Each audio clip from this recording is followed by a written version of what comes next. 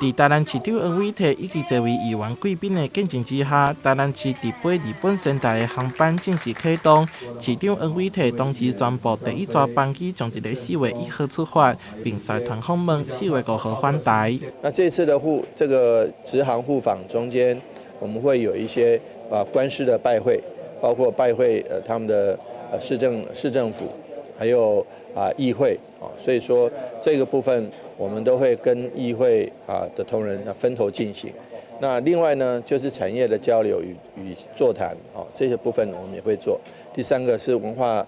景点的一个参观。仙台市位伫咧日本东北方，甲台南同款拢是文化古都。为2006年特价为有2城市，伫2021年两市特价15周年，两市市长竟透过影片来互相致意，举办直航为两市的交流立下新的里程碑。在台南直接飞仙台的话，只要这个花费大概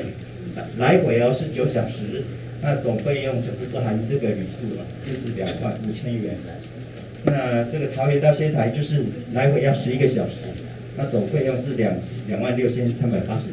台湾国航荣幸能够从4月1号到6月26号执行共计6个架次的包机往返，希望能透过频繁的往返直航的交流，带给台南跟仙台两地，不论是在物产跟观光上，能够有更频繁的往来。起飞东港拄好是连假假期，台南市旅行商亚东亚工会配合包机日程，推出东北赏英文传的行程，希望未来会当予台湾旅客方便前往仙台，也希望吸引日本朋友前来台南观光。台南新闻杨春怀采访报道。